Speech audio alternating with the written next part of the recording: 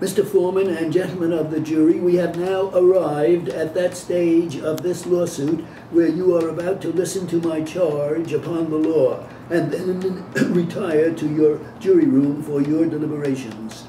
A lawsuit of this kind has been termed a civilized method of settling disputes between citizens. It is the very basis of our entire system of jurisprudence. It is highly important, therefore, that you as the jury and I as the judge do as honest a job, that we carry out the function of our office to the best of our ability, without prejudice and without sympathy. Only in that way can we live, rather than can we carry out this system of government of laws under which we live, rather than government of man. As I have already told you in my admonition to you, your function in the case is to decide questions of fact. The one can interfere with that. As far as you can be concerned, you are supreme in that field. You decide what happened, what is the truth of the situation, and what are the facts.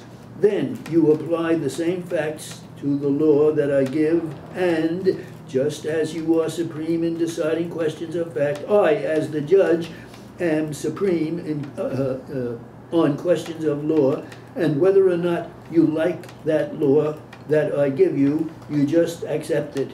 This is our system of jurisprudence. You determine the facts, and then you apply to those facts as you find them to exist the law that I give you, and render a verdict accordingly. In determining the facts, you should not leave behind you your everyday common sense. Here, you are called upon to determine the credibility of witnesses who have taken the stand. This happens to you in your ordinary walks of life.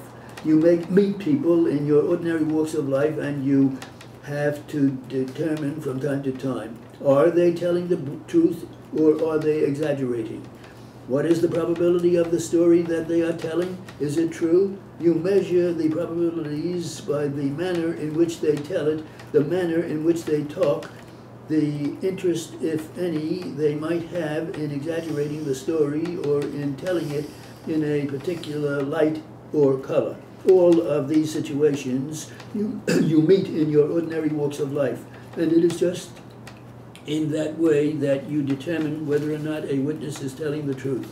There has been some reference in both summations here to the failure to call the witnesses. The failure to call any given witness does not constitute evidence. It is not proof of any fact, nor is a party under a duty to call any given witness.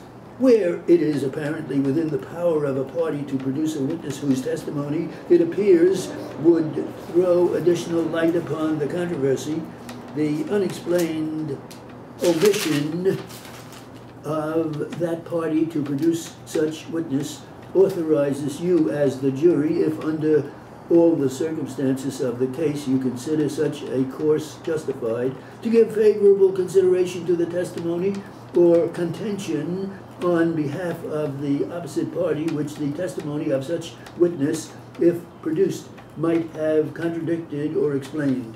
Of course, if you find that any witness in the case has willfully testified falsely as to any particular matter, you are at liberty to disregard the entire testimony of that witness.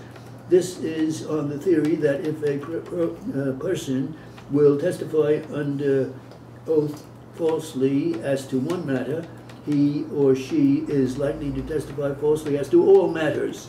On the other hand, you do not have to disregard the entire testimony. You can have that part which you believe and throw out the incredible or false part. You are seeking the truth. You are getting down to a determination of the truth. And these are the basic rules of law in connection with that objective. You might say, well, there are 5 people who testified to one thing and only one to another. However, as I just told you, you are seeking the truth or of the situation.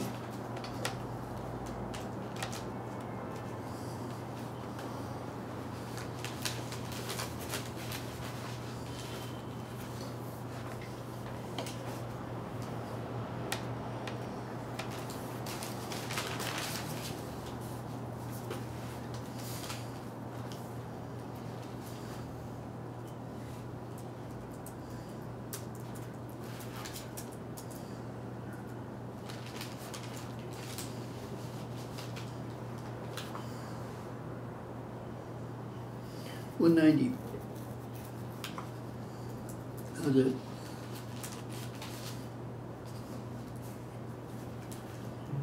It's okay.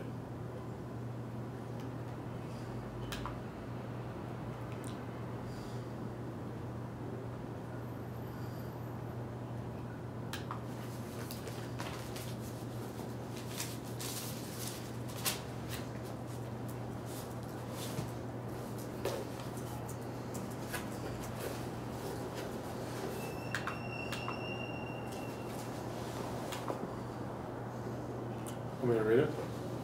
I'll skip that.